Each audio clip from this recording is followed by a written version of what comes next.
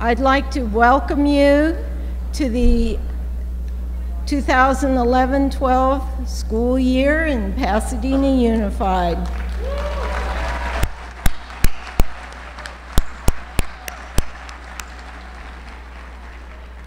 I'm just here to back up a little.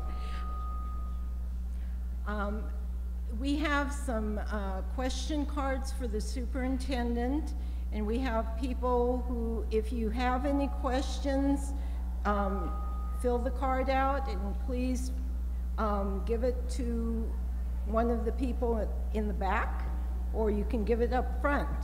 But we're looking for any questions that you have of Mr. Gundry, our superintendent. Our goal is to stay on time, and to it will be ending at 9:30, and that will give you enough time to get back to your school sites. So without further ado, I am going to introduce our board president, Renata Cooper.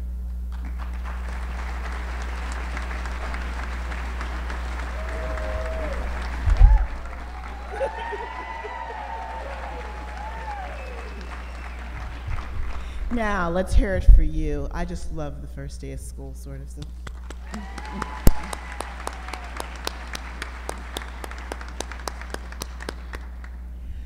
I'm so pleased to see you all, and as I was driving up this morning, I was thinking, boy, this feels familiar. Rushing over to PHS, running late, yelling at my son. This time I was yelling at him to get his iPad, to get my iPad back from him, not to get ready, and then he was going to be late.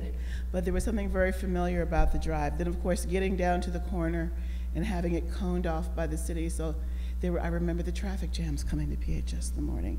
So yes, it felt very familiar. And then I saw all of you, and I thought, wow, there must be something going on with students this morning too, because so many of you look so youthful that, that I thought this has got to be staff and students, so this is sort of cool. Kathy, did we do the flag thing first? Let's have our presentation of colors and our honor guard come forward. Let's start with that. Okay.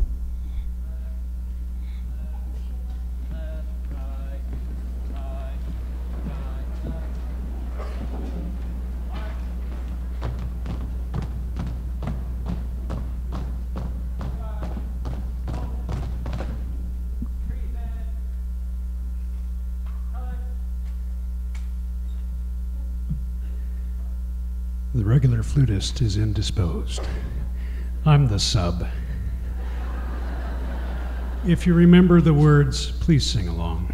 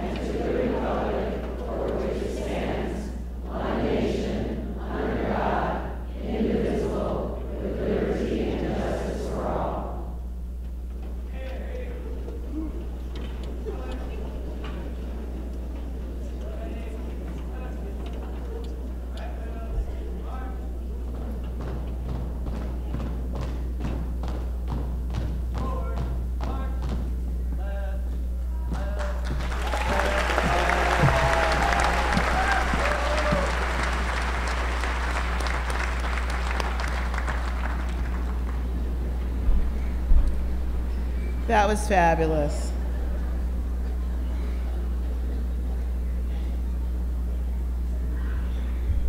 You know, I went to junior high school and actually undergrad in Maryland, and Fort McHenry is in Baltimore. So I did many field trips out there to see the twilights last gleaming and the bombs bursting. And so all of that comes flooding back every time we do this presentation and sing the national anthem. And it just tells me the importance, it reinforces for me the importance of teaching.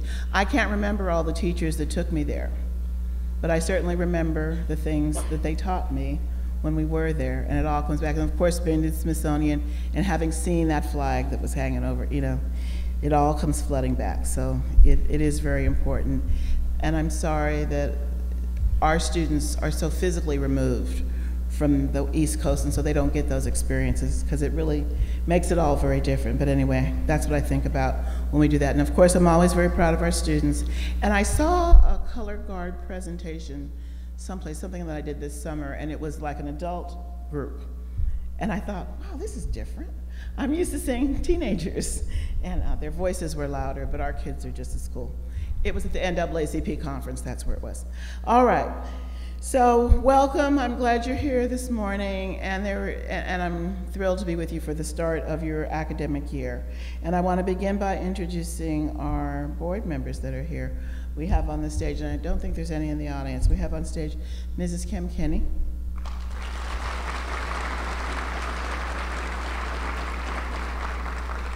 Mr. Tom Selinsky. And Mr. Ed Honowitz.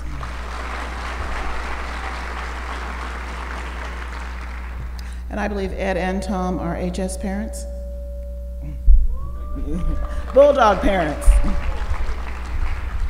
We almost have a quorum this morning because I'm an alum of a Bulldog, and I always get introduced as a Bulldog, even though I didn't even go to high school in the state.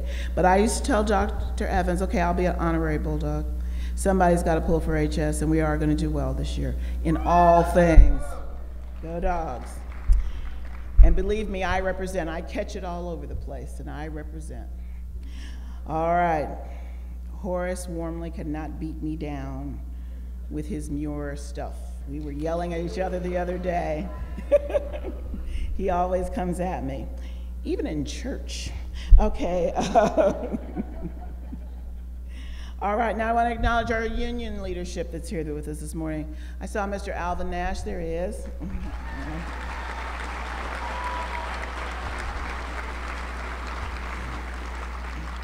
Rosemary Riley, President of CSEA, is she here? Okay, there she is, in the house. Okay, George Amada, Chief Steward of the Teamsters, are you here?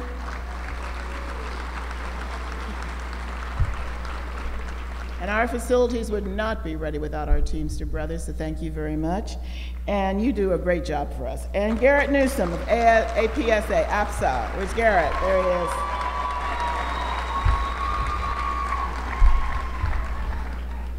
Thank you all for being here. Thank you all for working with us, and I hope we can continue to work together in what proves to be a challenging year in this state. They're all challenging. It's challenging enough just with the work that you do, but then we're faced with these fiscal challenges that are upsetting, and I'm not going to think about it this morning. What is Scarlett O'Hara said? I'll think about that tomorrow. I'm not going to think about it today. I'll just wait. All right, now my next job is to introduce our superintendent, but I don't see Mr. Gundry. Is he here yet? Okay, now see, I'm worried because Mr. Gundry went to Vegas, and I was concerned that if he got lucky, if he got lucky, he might stay. He promised me he'd be here, and I'm going to assume he's coming.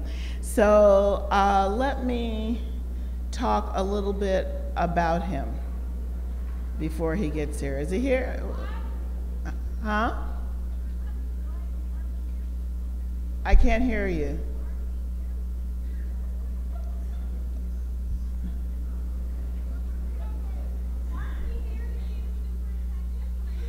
I know.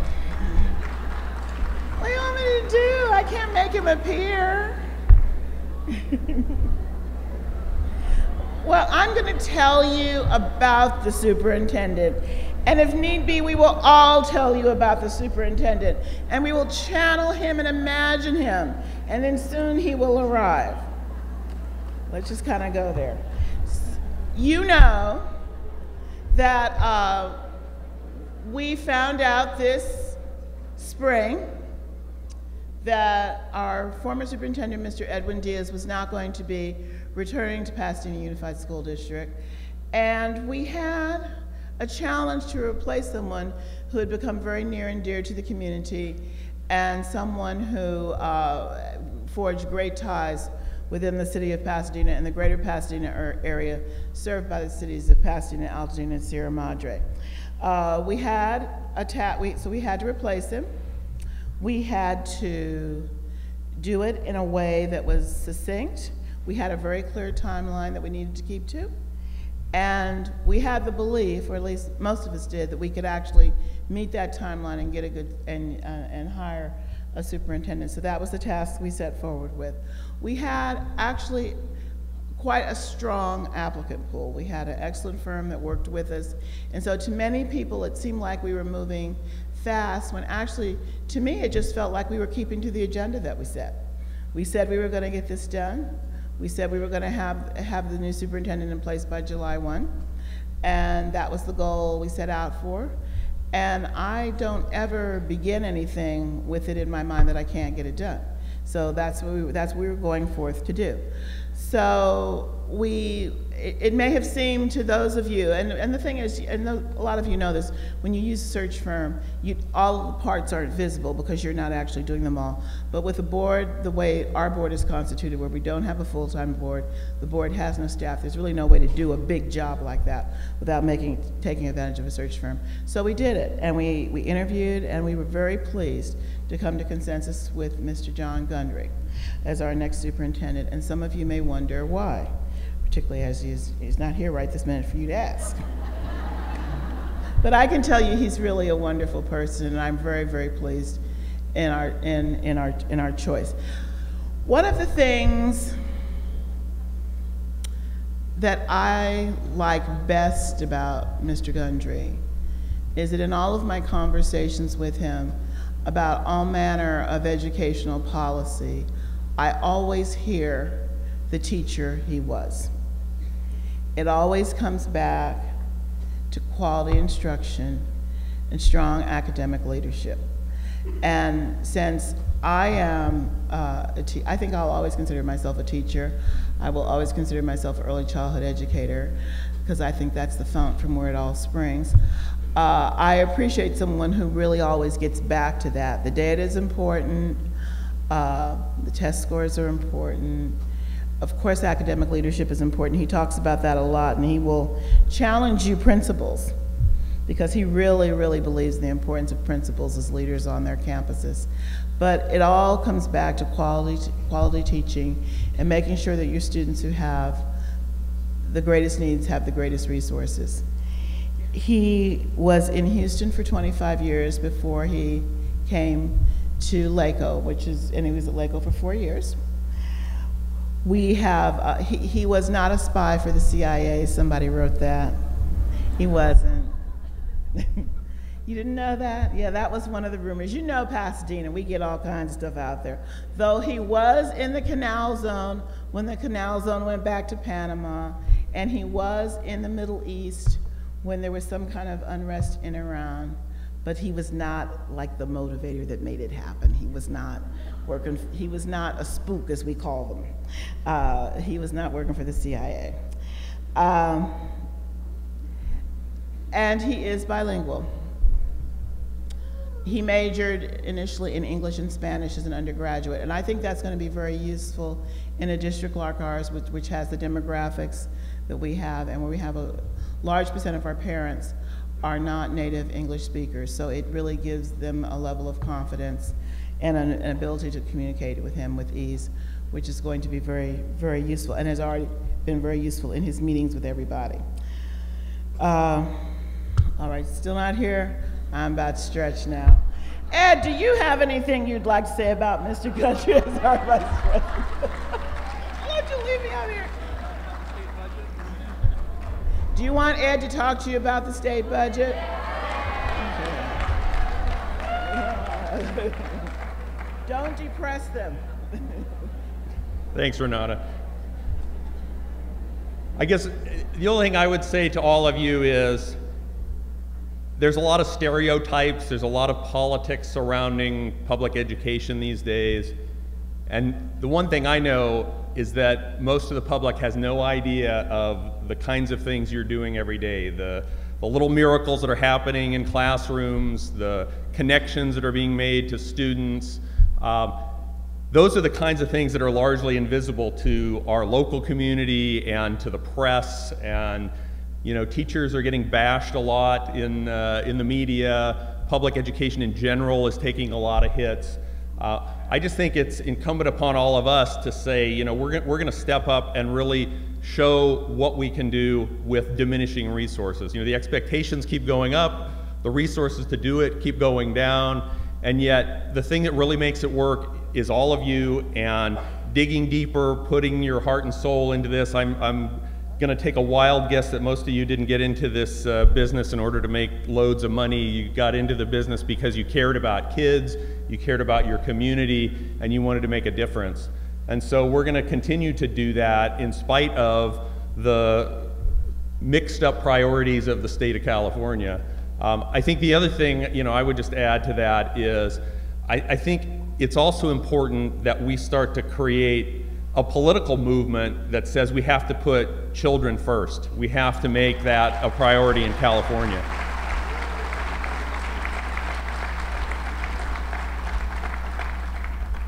This is always dangerous when you have a captive audience and, someone who got elected to office sitting here with a microphone. So, but I really do think that, when your union, when your church, when the community groups that you're a part of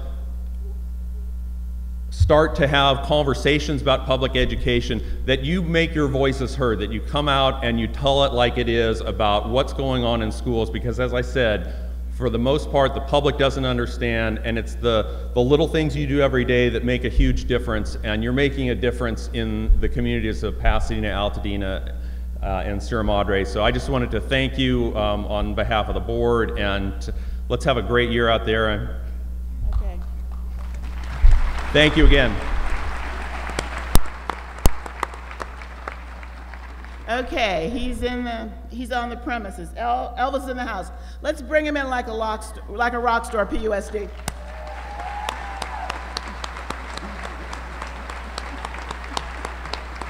I've been calling you. My phone's in the car. Thank you. Good morning. I heard what they told you, and it's not true. They said they told everybody I was in Las Vegas and I won the lottery. Is that right? If that were true, I might not be here still. So That's what I said. No, I was in Las Vegas, but I was back at a decent hour yesterday, so I really apologize for being late. I actually had a flat tire this morning, and then when I got that taken care of, I took the wrong exit on the freeway. My GPS wouldn't get a signal. It's been a frustrating morning, but I'm really happy to be here. Not a great start, but so let me settle down a little bit.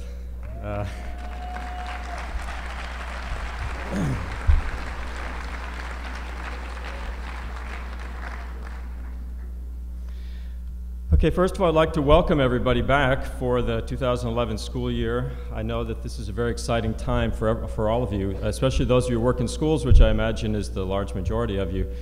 I remember, I spent 25 years of my career working in schools as a teacher and as an assistant principal and as a principal, so I remember how exciting it is. And what I used to tell people about one of the reasons I chose education as a career is that I always loved the fact that it was an opportunity to reinvent yourself every year because it had a clear beginning, middle, and end every single year, and I absolutely loved that because if you had a bad year, you got an opportunity to start all over again the next year, and things were always new and being renewed. New kids every year, some new colleagues, and just a new chance to start over. And I felt like I didn't understand what it was like for people who had a job where you started and when you were 22 and then you waited for retirement, you know, for something to change. And I just couldn't imagine that. So that's one of the, I think one of the many advantages of being a career educator, in addition to the opportunity that you have to really have an effect on the lives of young people, which I know you do. So I've been on board for a little over a month now, officially, a little longer than that, unofficially. When I first started meeting with different parent and constituent groups, they'd come in and say, well, we're volunteers. And I'd say, well, you know what, right now, so am I. So I was able to do that for about 2 weeks. I've spent a lot of time, you know, in these last several weeks, getting to know constituents in the district and meeting employees and different parent and community groups. It's been a fascinating experience for me, very intense. I don't know that I've told anybody this, but I think that the initial press conference I had when I was introduced to the public was one of the most intense experiences I've ever had, because I never in my life felt so much like I was the center of attention as I did that day, and it wasn't all that positive. I mean, they were actually very friendly, but I have never felt so much under the spotlight as I did that day, and I thought, oh no, this is where it begins. And I've discovered a lot about Pasadena since then. This is a very fascinating and complex community. I think you can say that about the school district as well. And it has some characteristics of a small town and some characteristics of a large city, sort of all rolled into one. And I know that I'm still in that steep learning curve, and I'm looking forward, I think, most of all, to getting out to the schools. That's one of the things I've missed the most since I did leave working in a school every day, is just the excitement of being there with the kids and the teachers and the rest of the school faculty, because it is what we all get into this business for. The first year that I was out of the school, I thought I was actually bored. You know, I was the deputy superintendent of a local district in the Houston School District, and I thought, wow, this is not really what I got into education for, was to sit in an office and hear complaints, which was a large part of what I did that year. But I think that every job in the district really is necessary, even the person who sits there and takes the complaints. You know, a lot of the complaints are legitimate, and some of them are not. Sometimes you're just dealing with people who have issues, and many times the issues are real, and we need to help them with those issues, and sometimes they're not so real, and we need to calm them down and help people to move on. So, but I don't think that there is a job in the school district that is not essential to the success of the district, particularly in these days when we've cut back so far on staff. You know, people are doing double and triple duty everywhere across the district, and it's a difficult time for all of us. But you know, the things we do down in the central offices and here in the offices of the schools are really geared towards making all of you successful, those of you who work on the front lines with the kids and with the parents, because that's ultimately what our task is to give them the very best education we possibly can, and to teach them a love of learning that will last a lifetime, and to help them be successful in life. And I think that last one is a pretty tall order, and you know, we don't do that all by ourselves. We have to work closely with parents in order to do that, because school isn't the only important thing in their life, but that's why parents are such important partners with us. And if I can encourage you as teachers to do any one thing, that is, I would say that you need to have really close and high quality communication with parents, even high school teachers. You know, sometimes high school teachers think, well, they're grown up now, they need to make their own decisions. And I was a high school teacher for 10 years. I taught middle school for 6, and I was a high school teacher for 10. And when I became a principal, I became principal of an elementary school where I'd never been in an elementary school other than as a student. And when I became the principal, I remember sitting behind that desk the first day thinking, what were they thinking, making me principal of an elementary school? I don't know anything about elementary school. But what I learned very quickly is, being principal of an elementary school is possibly the best job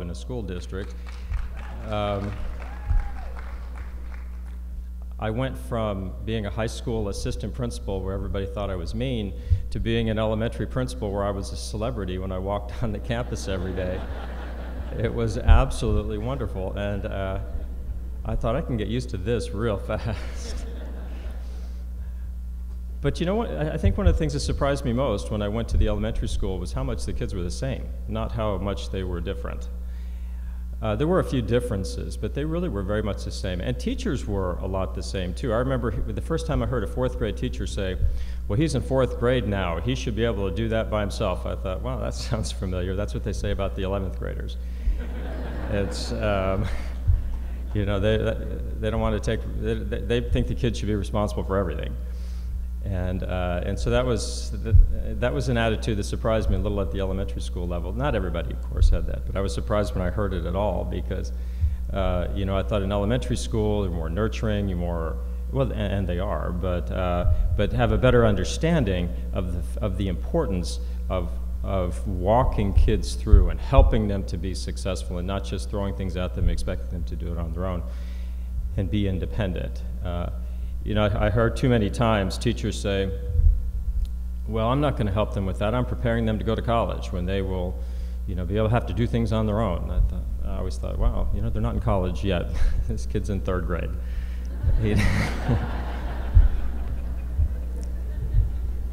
Even the 12th graders are really not that prepared to go to college. I think the main thing we can do to prepare them to go to college is to teach them how to learn and to teach them how to have a strong intellectual curiosity.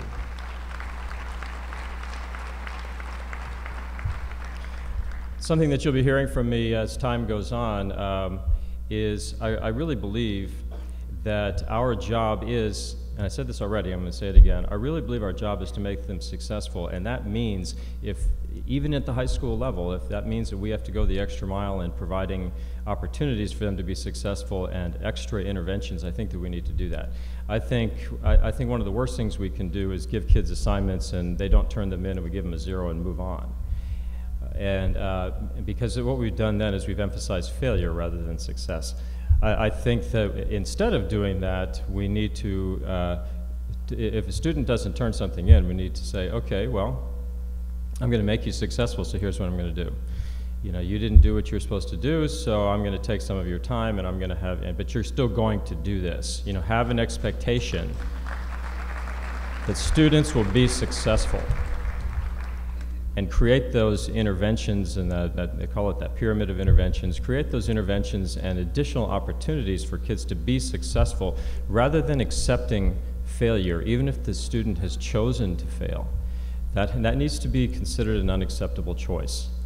And we need to do, particularly with the teachers who are working with them face to face, we need to be sure that we're doing everything we can to tell them, no, I will not accept failure. You're going to learn, you're going to be successful, and here's what I'm going to do to assist you in that.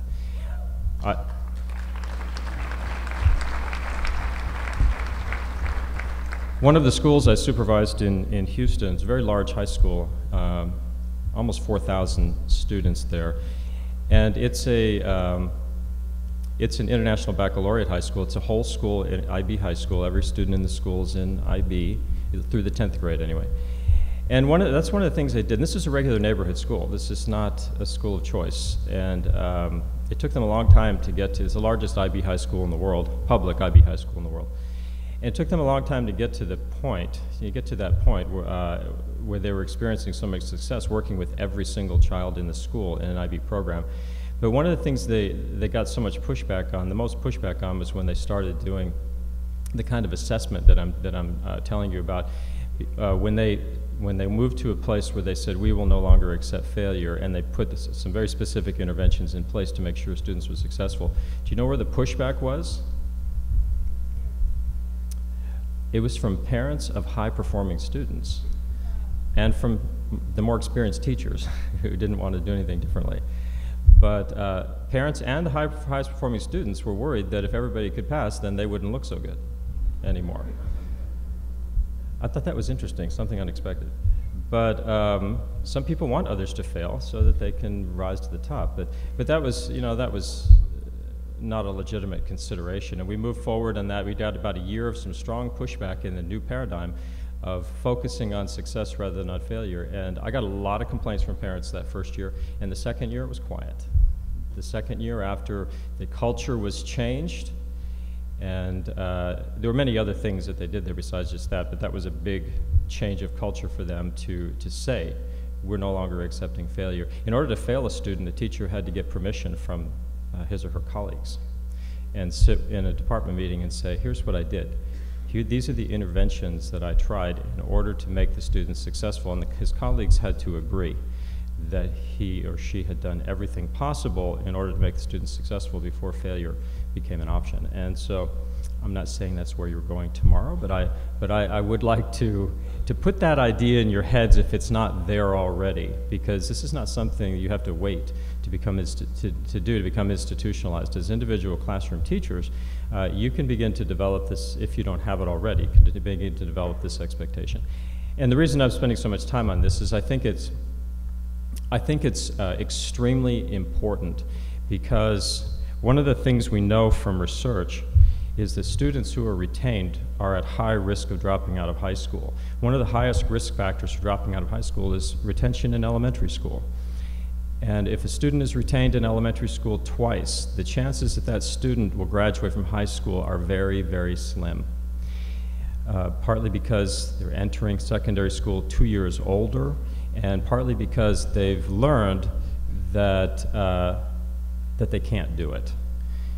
You know, they've learned those low expectations, and the research shows further that, actually what I'm referring to is I saw a compilation of different research studies in dropping out of high school. It's probably dozens of studies are all put together, the findings of all these studies are all put together to identify the risk factors for dropping out of school that were specific to elementary students, middle school students, and high school students.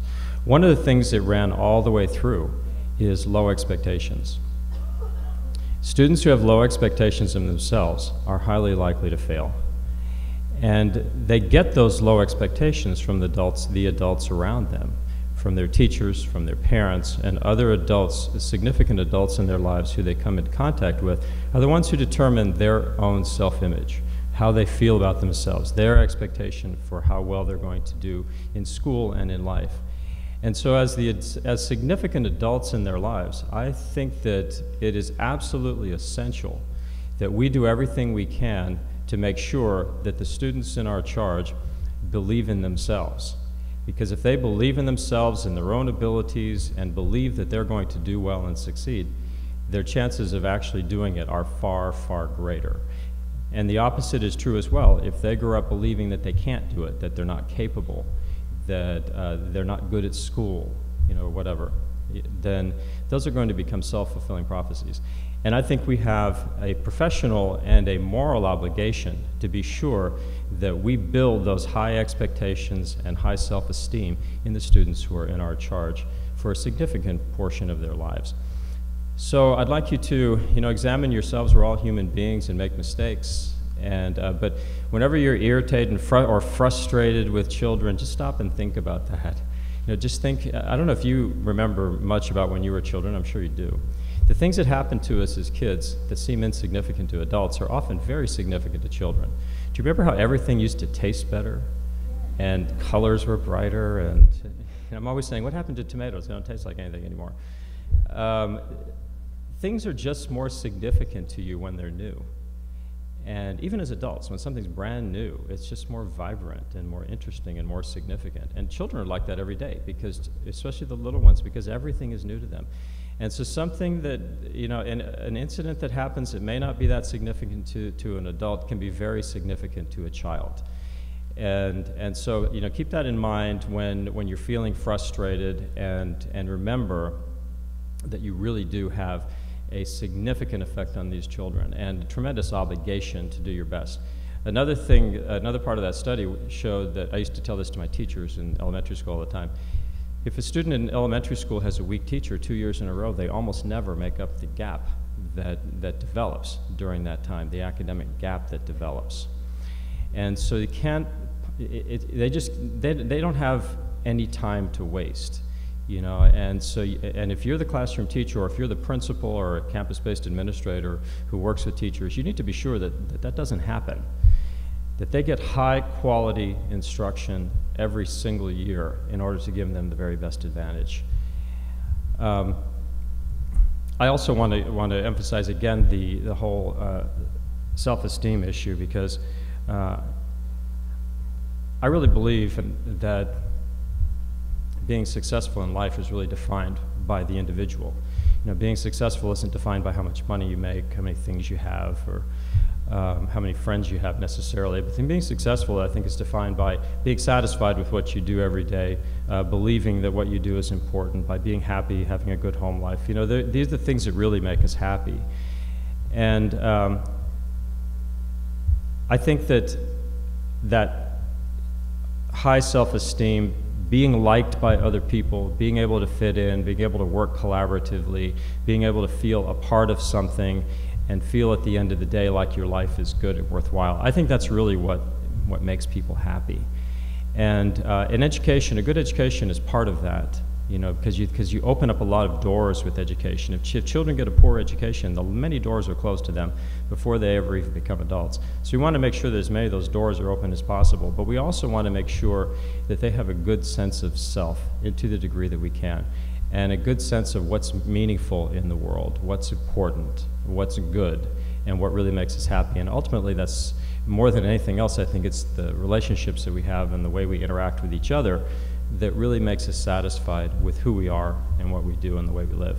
And so you have different kinds of relationships with kids, and as much as you can nurture that, I certainly would encourage you to do so. I'm completely ignoring my talking points, but I hope that's okay.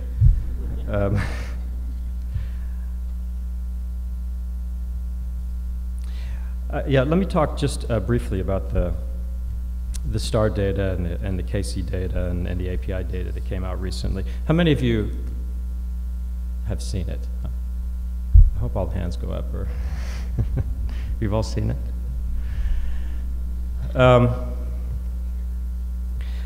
I think the STAR data in particular was,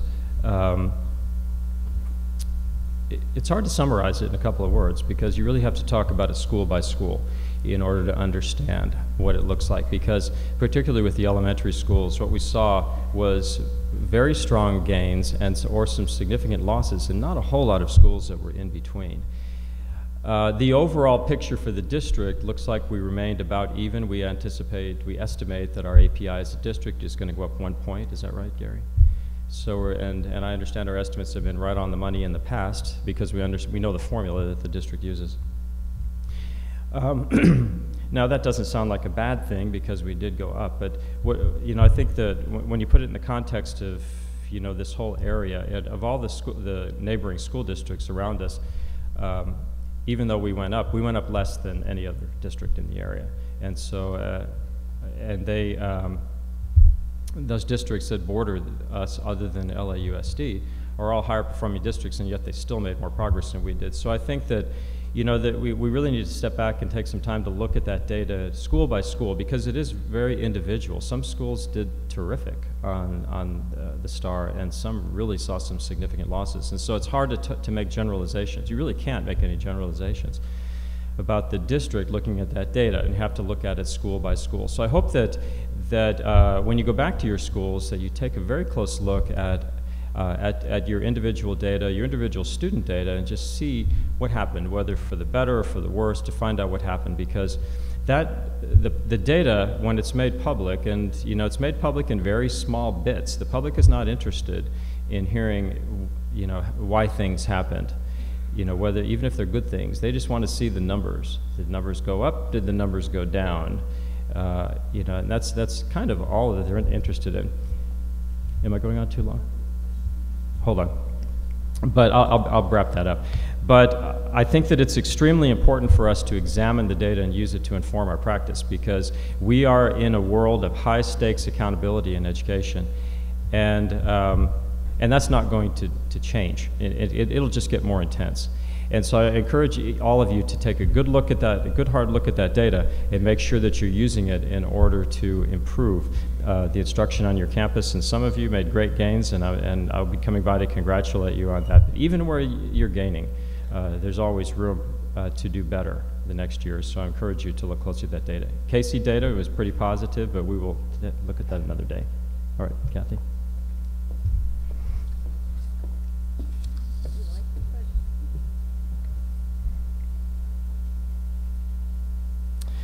Well, this is a long essay question. The question is, what are your specific plans to bring up student achievement? That's not really the kind of question you answer off the top of your head. But I think I've talked, I haven't been specific, I've been talking in generalities, but I think you get an idea. I will say one thing, I believe very strongly in promoting the 21st century skills framework in education, and the reason for that is that we don't really know. The world is changing at such a rapid pace that we don't even really know what kids are going to need to know 10, 15 years from now. The children coming into elementary school, many of them may be preparing for careers that don't even exist today. And so how do you prepare them for the unknown in the future? Well, the best we can do is to prepare them with skills that we know will serve them no matter what happens and no matter where they go. And those are things like collaboration skills, strong communication skills, good critical thinking skills, and technology. I realize, you know, in the current budget state, it's hard to get a lot of technology in the schools, but teaching the students to be comfortable and adept with technology is also an important skill. So you'll be hearing more about that. I'm sure many of you are familiar with the 21st century skills, but if not, you'll be hearing about that because I believe it's a vehicle, it's something that can be overlaid on any curriculum to help kids be prepared for a future that we're really not aware of right now.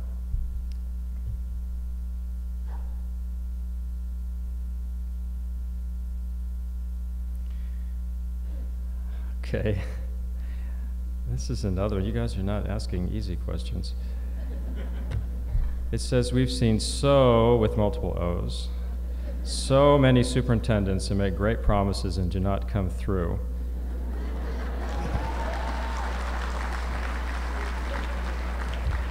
Well, as far as I can remember, I haven't promised anything this morning.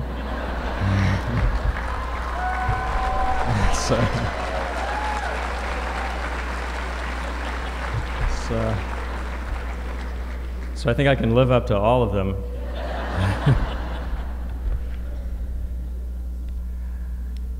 You'll find that the way I work is I don't make promises and pronouncements quickly because I really feel like I need to have all the information before I commit to something. And so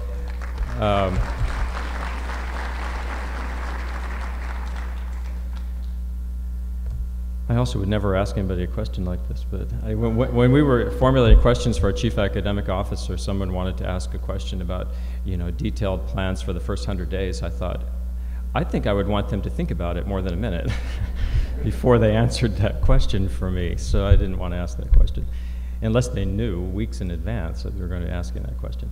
So I'm not making any promises this morning, but well, here, I'll make you a promise. I'm going to get out to every school. And I'm going to do it fairly quickly. I believe I can do that. I supervised 31 schools in Houston and got out to them multiple times during the year. And so that's about the same number. And so I'll be out on your campuses speaking to many of you, seeing what you're doing and listening to your concerns and listening to your suggestions. And I believe that I can promise you that this district is going to continue the forward movement that it's seen over the last few years, and hopefully we'll accelerate that so that this will fulfill the promise of the strategic plan, which is to make this a truly outstanding school district that's well known for excellence. And so that's where we're moving. You don't get there in a year. I mean, that's a long-term goal. And I'm going to do what I can to work with you to make that happen, because it's not me who does the work. I simply help supply the vision and the direction and make decisions in cooperation with the board. But you guys are the ones who really do the work at the end of the day. And so my job is to simply make that possible. And I promise that I will do everything I can to make sure that happens during the time I'm here.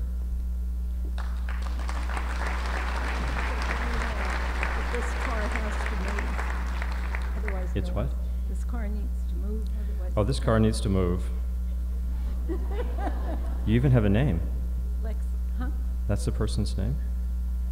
Okay, it's a Lexus, a silver Lexus license 6KEZ814. Move your car.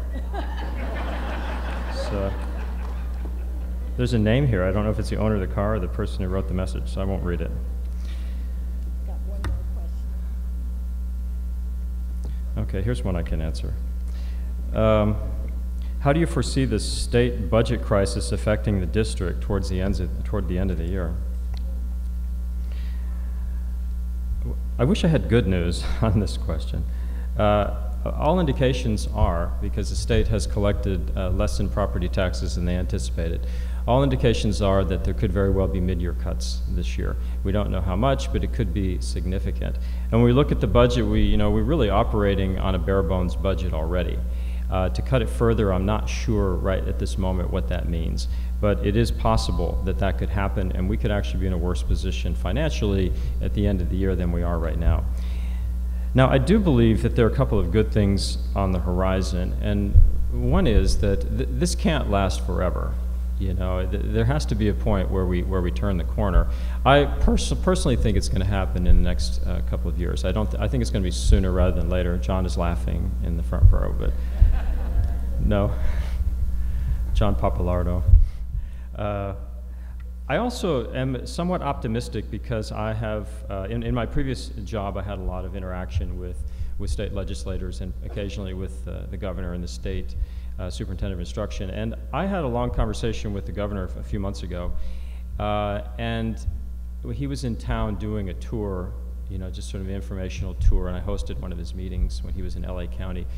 And I really believe that he is going to put education funding at the top of his agenda. It's not just words. I think he truly believes that education, that properly funding education is a very high priority. Now he's tried a few tactics to sort of force the issue, and that haven't really worked. But he really believes it, and he really wants to see that happen. He said that there are a lot of issues out there that are distracting us from education funding, like pension reform. He said pension reform is such a small drop in the bucket and something with a longitudinal solution. He says it's a diversion from the real issues. In his mind, the real issue is that we're spending far too much money incarcerating people and far too little educating them.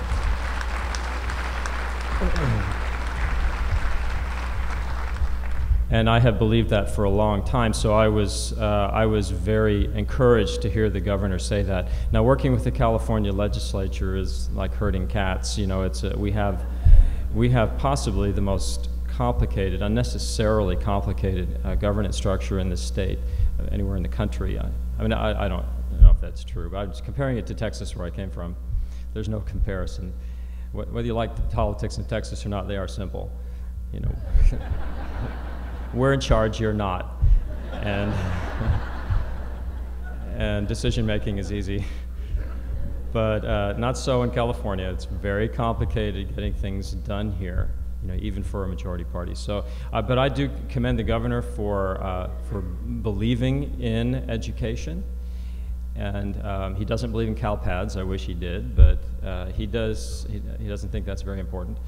But he does believe in putting more money in educating our kids, and so I think as soon as it is possible, we're going to see things turn where more money is funneled to K-12 education and to higher education, because our current governor believes that it is the highest priority. So I can't promise you when that's going to happen, but I think it's going to happen, and we're going to see. We're still going. Almost all of us are still going to be here to turn that corner. So hopefully very soon. Is that it for the questions? But there's one more here. It says, I'm not sure I know what it means, though.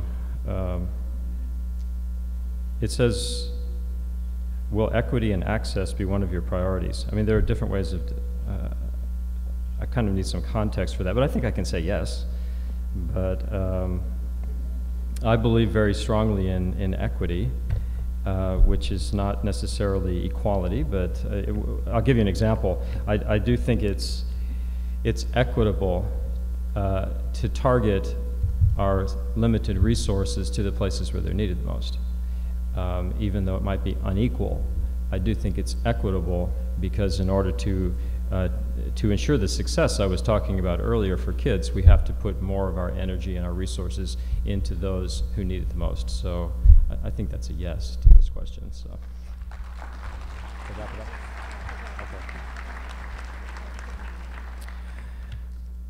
Okay, so in closing, I just want to thank you for being here. I apologize again for being late.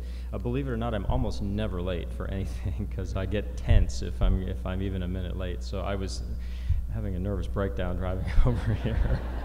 I'm lucky. And then I kept saying, I can't get a ticket, I can't get a ticket. So I had to make sure I was driving the speed limit. But I want to thank you for being here. Thank you for your patience. And I do want to tell you, I am planning to visit 6 schools on the first day of school. I'm going to be coming to Blair Middle School, Washington Middle School, John Muir High School, Jefferson Elementary, Altadena Elementary, and Sierra Madre Elementary. So, and if I didn't name your school, I'll be there soon, I promise. One of my goals, and this is not a promise, but this is one of my goals, is to visit every classroom in the district this year.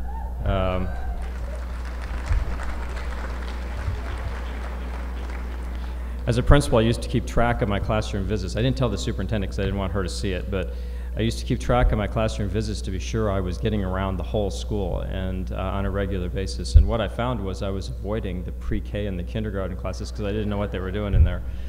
So, so I had to force myself to get out and learn something about early childhood education, which I'm a huge fan of. So I look forward to getting out and meeting all of you and seeing what you're doing, and I encourage you to give your best every day, because what you do, you have one of the most important jobs that there is in this culture, because you affect the lives of kids every day, and it's an effect that will last a lifetime for them. So think about that every morning when you walk in, and you've chosen a very valuable profession.